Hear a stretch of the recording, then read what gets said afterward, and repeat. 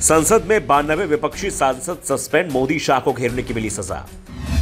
लोकसभा और राज्यसभा के 46 सांसदों को सस्पेंड किया गया। सस्पेंड किए गए सभी सदस्य इंडिया गठबंधन में शामिल दलों में। संसद में 13 दिसंबर की घटना को लेकर संग्राम छिड़ा हुआ है। विपक्ष इस मुद्दे पर चर्चा की मांग कर रहा है। सरकार से मांग कर रहा है कि अगर चर्चा करनी है तो कम से कम केंद्रीय गृह मंत्री सदन में आए और इस पर बयान दें। पीएम मोदी सार्वजनिक मंच पर संसद को निशाना बनाए जाने के मामले में बयान दे रहे हैं। गृह मंत्री मीडिया संस्थानों को इस बड़े मुद्दे पर बड़े बड़े इंटरव्यू दे रहे हैं और हम कह रहे हैं कि सदन में आकर बोलिए तो कह रहे हैं राष्ट्रहित का मामला है।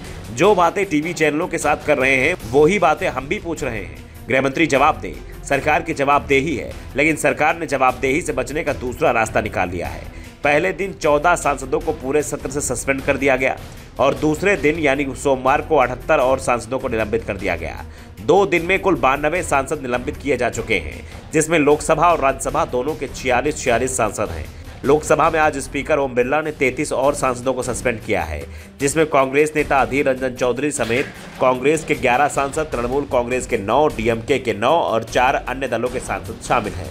जबकि राज्यसभा में हुए हंगामे के मामले को लेकर सभापति जगदीप धनखड़ ने 45 विपक्षी सांसदों को पूरे सत्र के लिए निलंबित कर दिया है। राज्यसभा में सांसदों की संख्या 245 है। इसमें भाजपा और उसके सहयोगी दलों के 105, इंडिया गठबंधन के 64 और अन्य 76 सांसद हैं। इनमें से विपक्ष के 46 सांसद पूरे सेशन के लिए सस्पेंड कर दिए गए हैं, यानी अब इंडिया गठबंधन के सिर्फ 18 सांसद ही सदन में बचे हुए हैं, बाकी के निलंबित किए जा चुके हैं। राज्यसभा के 11 सदस्यों के सस्पेंशन का मामला प्रिविलेज कमेटी को सौंप दिया गया है। दूसरी ओर मल्लिकार्जुन खड़गे ने इसे लेकर बीजेपी सरकार पर गंभीर आरोप लगाए हैं। खड़गे ने सोशल मीडिया प्लेटफॉर्म एक्स पर लिखा, 13 दिसंबर 2023 को संसद पर एक हमला हुआ। आज फिर मोदी सरकार ने संसद और लोकतंत्र पर हमला किया है।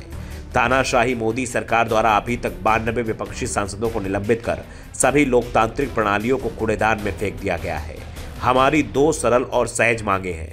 पहली, केंद्रीय गृह मंत्री को संसद की सुरक्षा में गंभीर उल्लंघन पर संसद के दोनों सदनों में बयान देना चाहिए।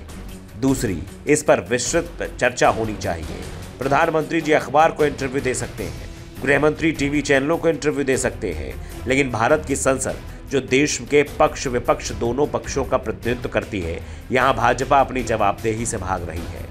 विपक्ष रहित संसद में मोदी सरकार अब महत्वपूर्ण लंबित कानूनों को बिना किसी चर्चा, बहस या असहमति के बहुमत के बाहुबल से पारित करवा सकती है। साफ है, विपक्षी सांसद खासतौर पर राज्यसभा जहां बीजेपी के पास बहुमत नहीं है, वहां उसके सांसदों के निलंबन का असर सदन में जरूर दिखाई दे सकता है। लोकसभा चुनाव 2024 से पहले यह संसद का आखिरी पूर्णकालिक सत्र है।